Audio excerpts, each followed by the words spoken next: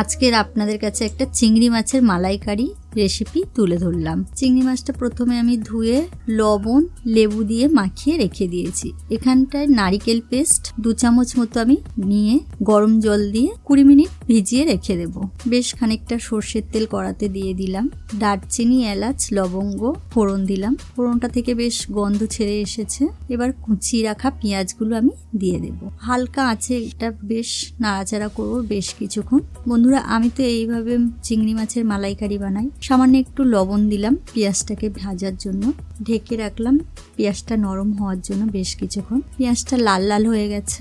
আদাটা বেশ খানিকটা দিয়ে দিলাম, 1 চামচ মতো। আদাটাও তেলে একটু নাড়াচাড়া করে নেব হালকা আছে।